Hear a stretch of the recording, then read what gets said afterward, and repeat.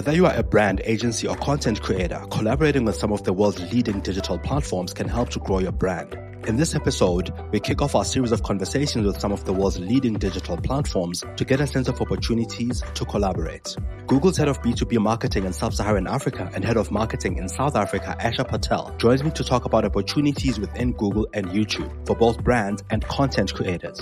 We've got a YouTube partner program where creators need to have over 1,000 subscribers and more than 4,000 hours of watch time within a 12-month period. And that makes you eligible for this YouTube partner program. We talk about some of the funding opportunities available for small businesses and content creators across YouTube and Google. We've got, this massive YouTube Shorts Fund, which gives Shorts creators access to $100 million.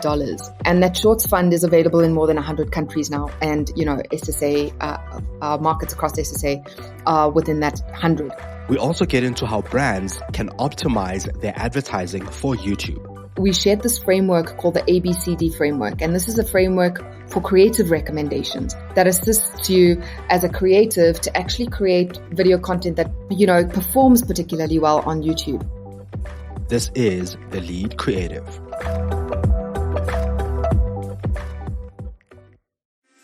Welcome to The Lead Creative Podcast, where we talk to creative industry leaders, influencers, and brands. We discuss the strategies that influence brand thinking and shape industries. Thought leaders and heads of agencies let us in on some of their thinking and insights. I'm your host, Mongezi Mtati. Enjoy the show and please share and subscribe.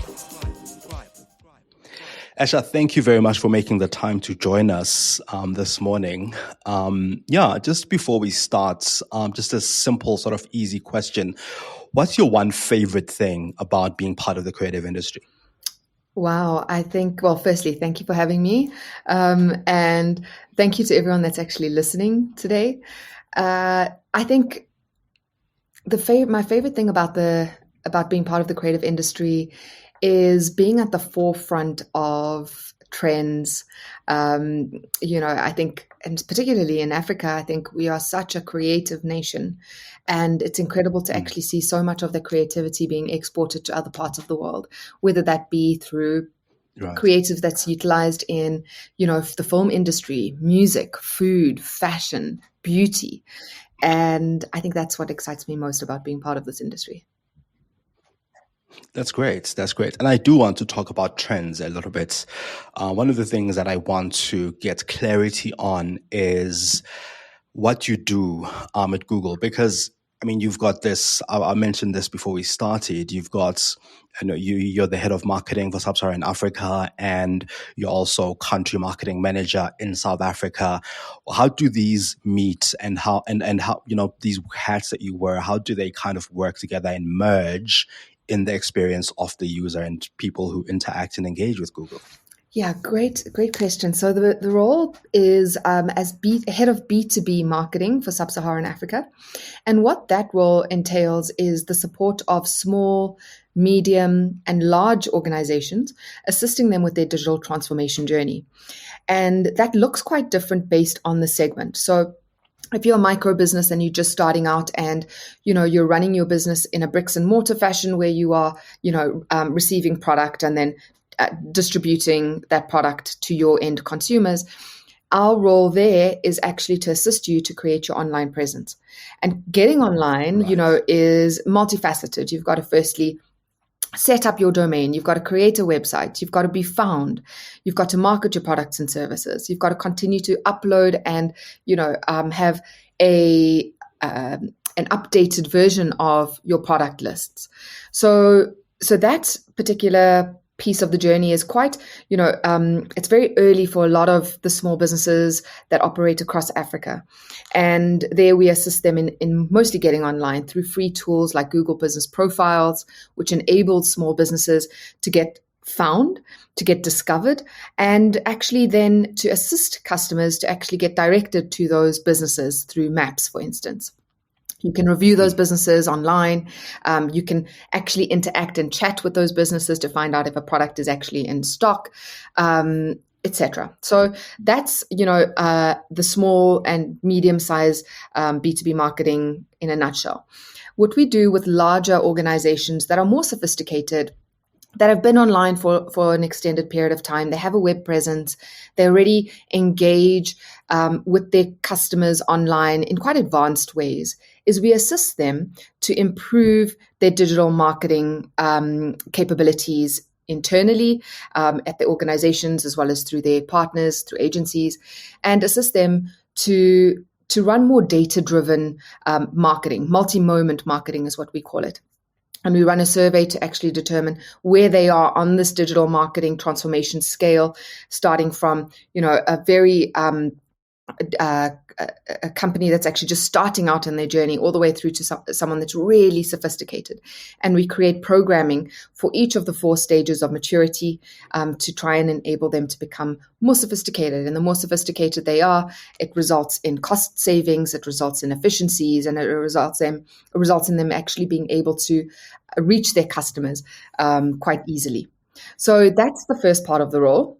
The second part of the role is country marketing manager, I beg your pardon, for South Africa. And there we look at initiatives that launch in South Africa and localize those. For instance, we just had the launch of the Equiano subsea cable in South Africa, which has landed in Togo, it's landed in Lagos, it's landed in Namibia and Swartkoppmund and St. Helena Bay, and now landed in Melkbosstrand.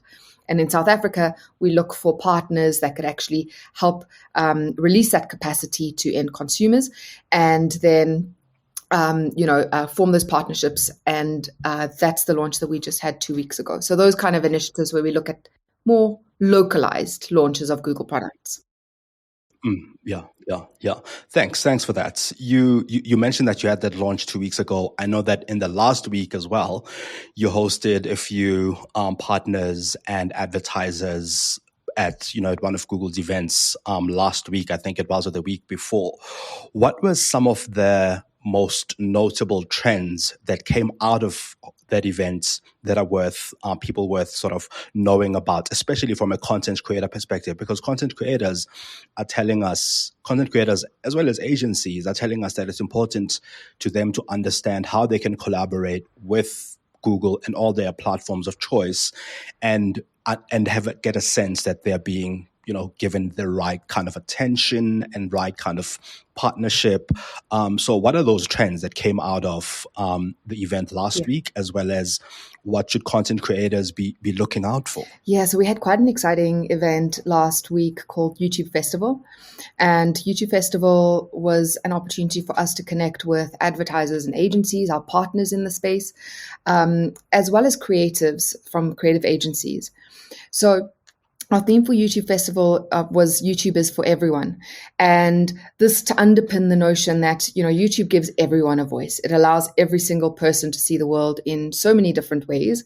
And we've not only got a place for every single person, but we've got content that serves all sorts of needs. So there's a breadth and a depth of content that you can find on YouTube.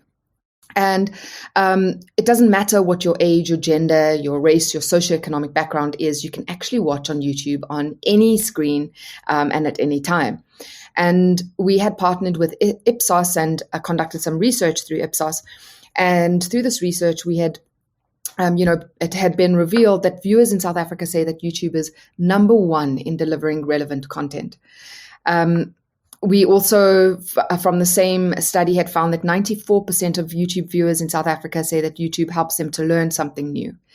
And also for our advertisers, that we had run some research through analytics partner ROI Genome. And on average, YouTube's median ROI is 33% higher than TV.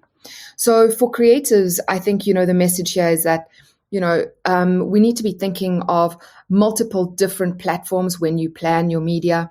You can reach an incremental amount of, viewers or audiences that you might not be able to reach through, your typical media channels. So YouTube provides, content for users. They come to YouTube because they find content they can't find anywhere else. And for advertisers, it's been proven to provide access and reach as well as drive ROI. If you're enjoying The Lead Creative, please share this episode with your network and hit follow or subscribe. Enjoy the show. One of the things I've noticed on YouTube over the past few years, and this keeps changing, of course, is that the content that we are consuming on YouTube, or at least the content I see on YouTube, keeps getting longer and longer, right? I mean, it was first, a 2-minute video was too long, and then a 10-minute video was too long, and then a 15-minute video was too long. Now, there are podcasters and content creators creating 2-hour-long pieces of content.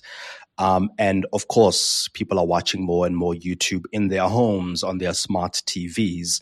Are African audiences consuming long-form content on YouTube? And if so, what kind of content are we consuming in these longer and longer pieces of content that I'm seeing on YouTube? Yes, absolutely. So we are seeing, increase in watch time across all forms of content, whether that's long form or short form. And we've actually just released a short form content which is called YouTube Shorts, and right. we have 3 billion viewers of YouTube Shorts globally, which is kind of crazy.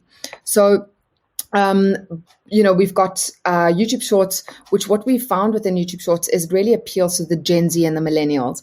And then we've got longer form content that really appeals to a vast range of segments of the audience. So we are seeing watch time increase, in South Africa. It's 61% of the online population are actually watching on YouTube, which is quite incredible. If you think about, our online population of around 70% of our population in South Africa are online, and 61% of them are actually watching and consuming content on YouTube. And, there's all sorts of success stories on YouTube. You think of the Moase family. Right, yeah.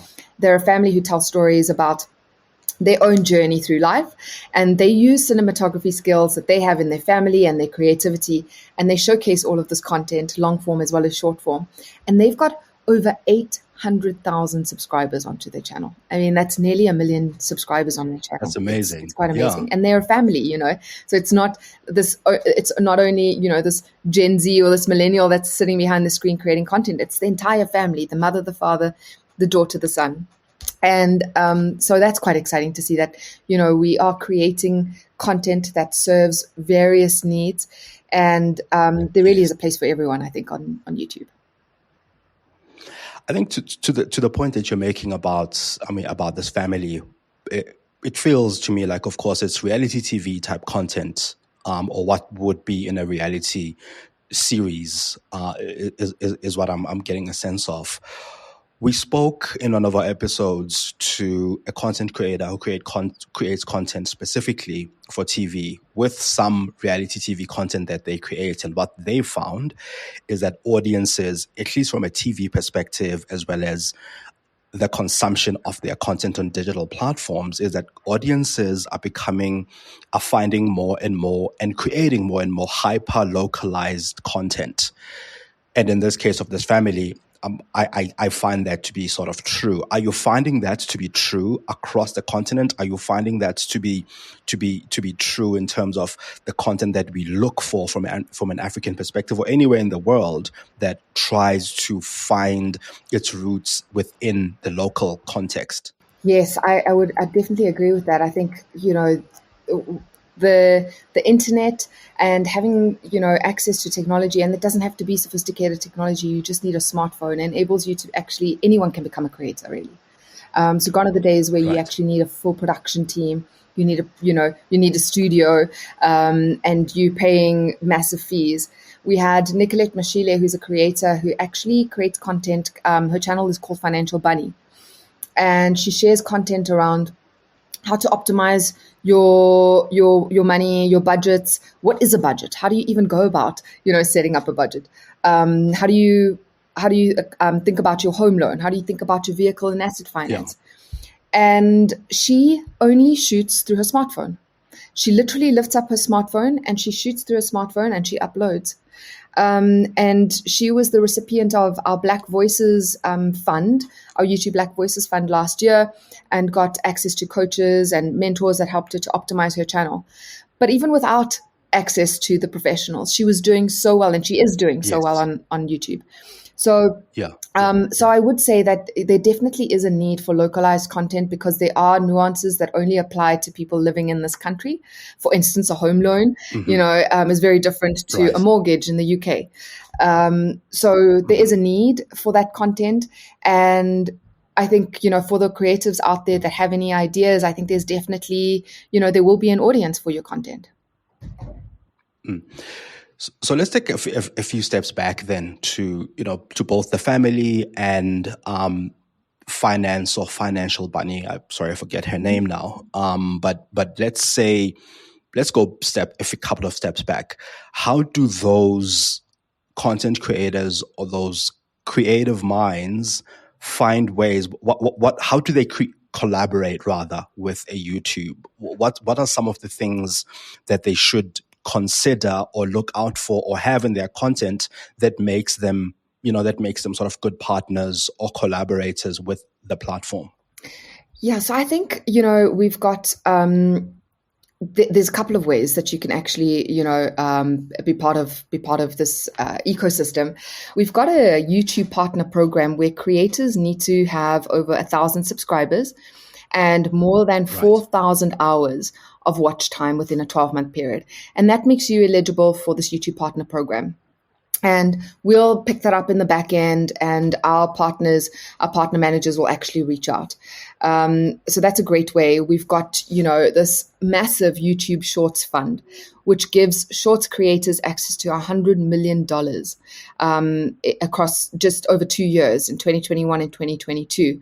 And that Shorts fund is available in more than 100 countries now. And, SSA, our markets across SSA are within that 100. So there's a lot of opportunity, I think, for creators. I think what's most important is actually just figure out, what do you love? What are you passionate about?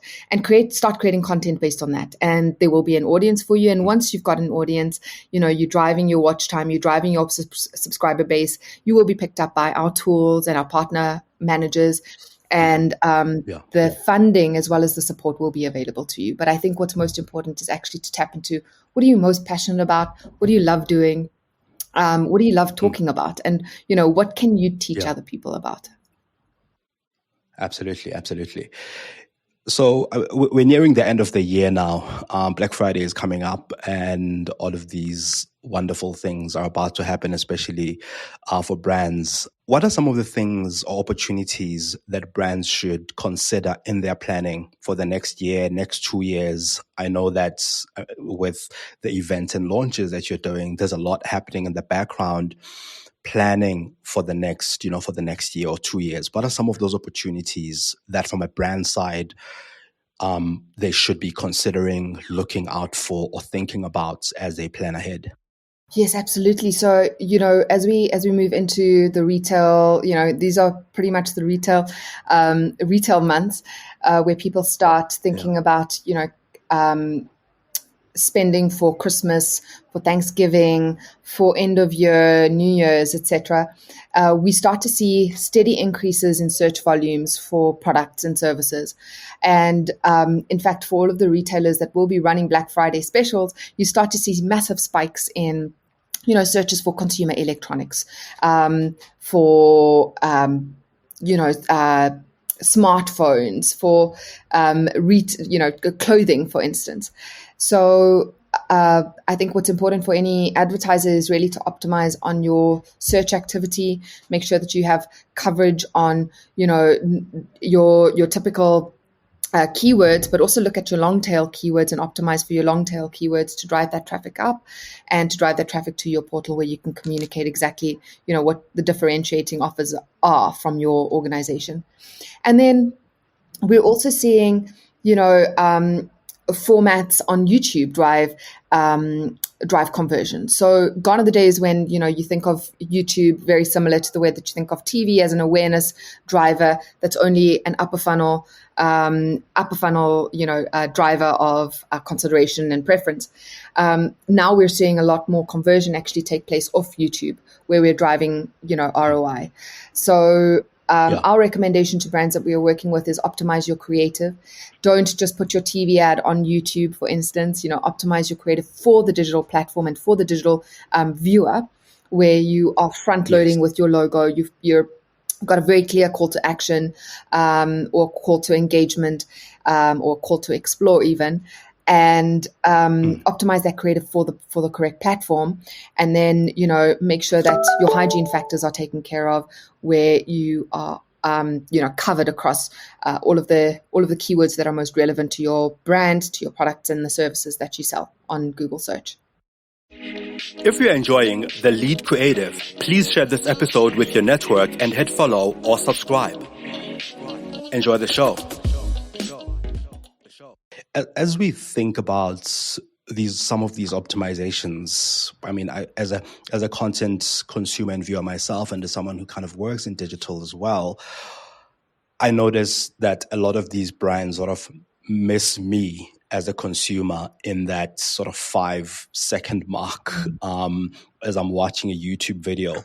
What would your advice be in terms of optimizing for YouTube ads, especially? Yeah, this is a great question. And actually, we had on the same day that we held a YouTube festival, we had a YouTube Insiders event with creative agencies.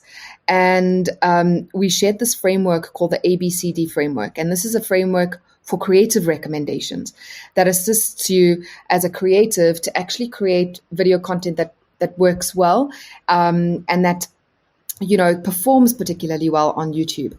And so this framework, if you'll allow me a couple of minutes just to kind of share, the ABCDs stand for attention, branding, connection, and direction.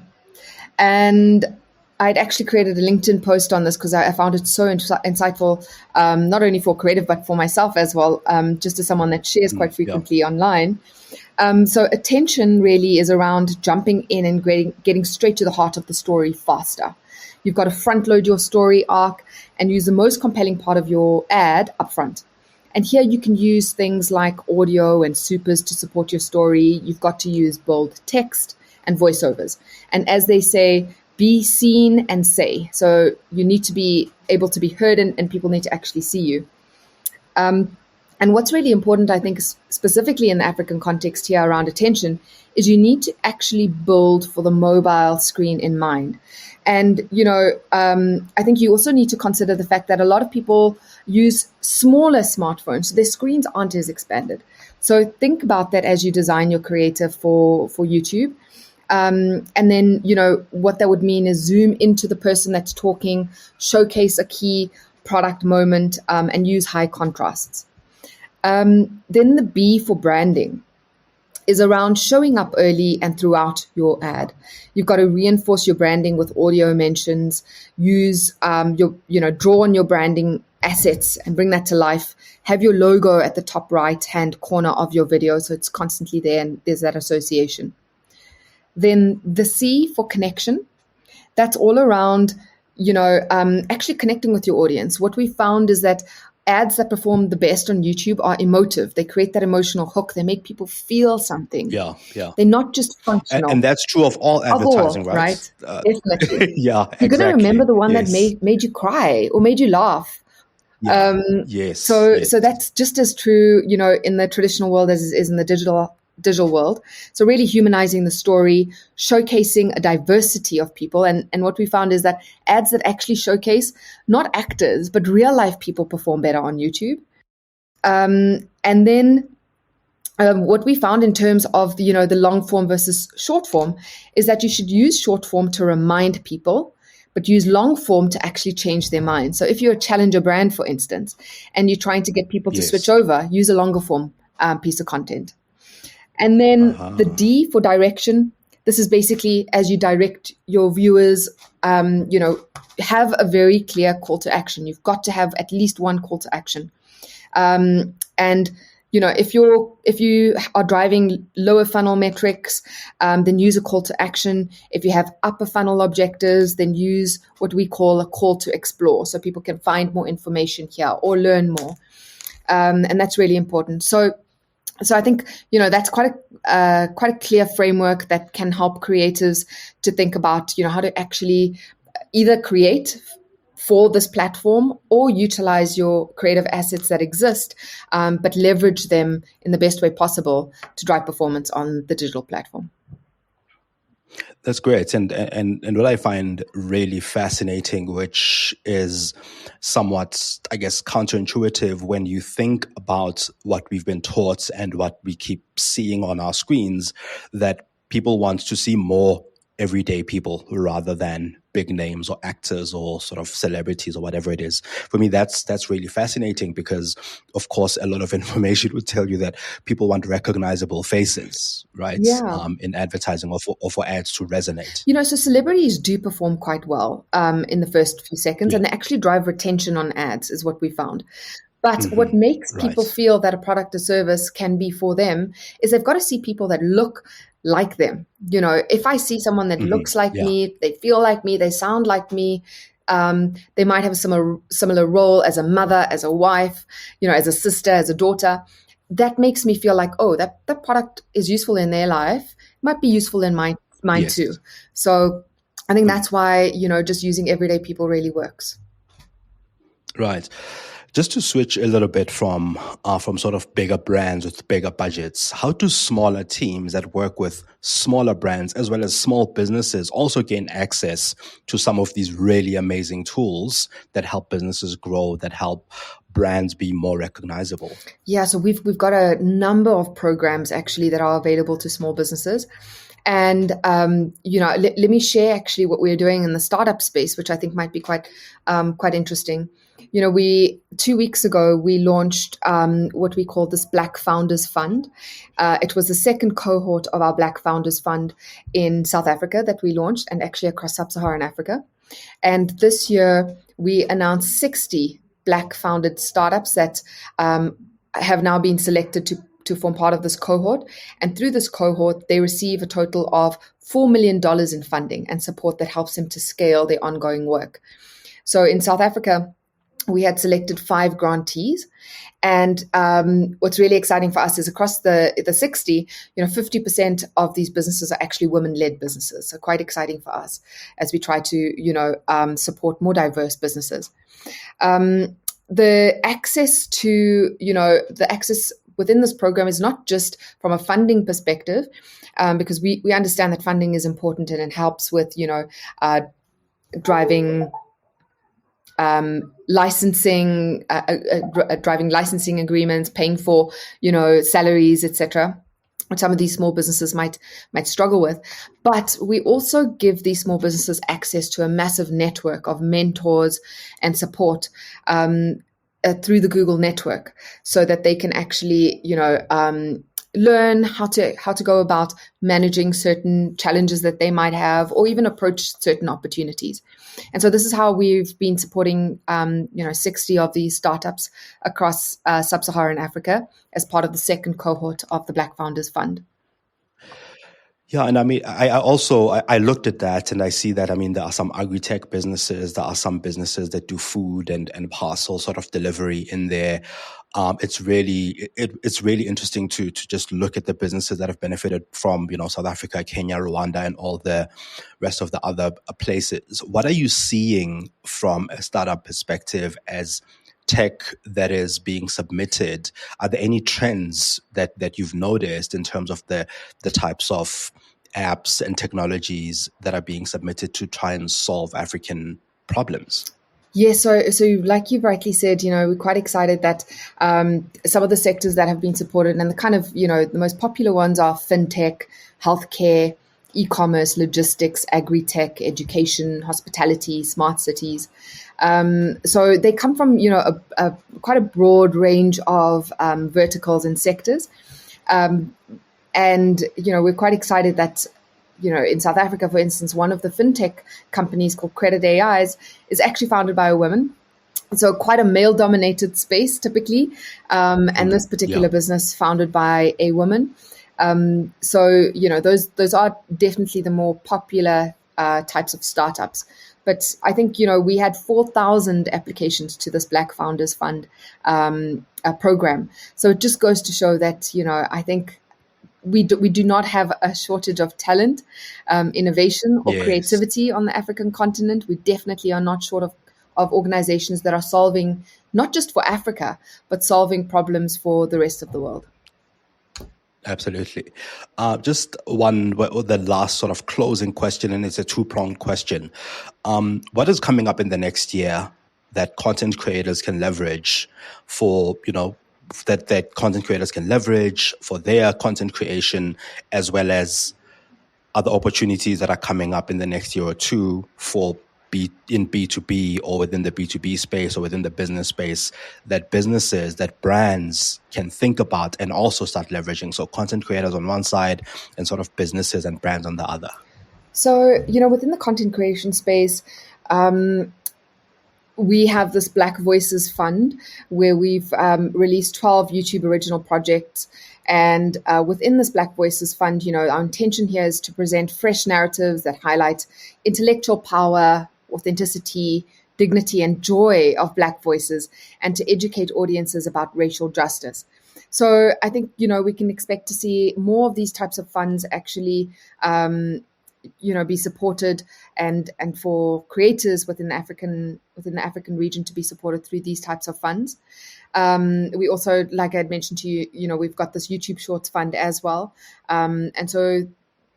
And then in addition, we've got the YouTube partner program. So quite a lot of support actually for creators across the whole African continent. I think for small businesses, this year we had launched a mentorship program, a 5-week mentorship program called the Hustle Academy, where we actually take small businesses through an intense program and help them with, creating a sustainable business model, assisting them with the skills that they need to go out and actually pitch for funding. And so we can expect to kind of continue to see those types of programs exist for small businesses. And, we obviously have all of our free tools as well that are available. And you can find out more about those free tools on the Google for Small Business Hub. So if you were to just search Google for Small Businesses, you'll find that online. And that's a massive hub of free tools that are available that can help you understand, for instance, where interest might be coming from other countries across the world for your product or service. Like Tsepo Jeans, who actually started exporting to Netherlands through this tool called Market Finder, once they found that there was, a spike in interest for their products. So, I guess just keep up with any of the news. We will continue to support small businesses and creators alike across the continent. Awesome. Thank you very much, Asha.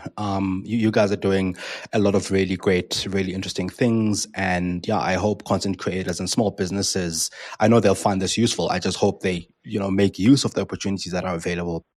Thank you, Mongezi. Appreciate your time. Thank you for listening to The Lead Creative. Did you get one insight that's worth sharing from this episode? Please share it with your network or your friends. Pop me some of your ideas and innovative finds on Twitter on @Mongezi. This podcast is available on Spotify, Stitcher, Apple, Google, or wherever you listen to your podcasts. You can also find me on mongezi.com.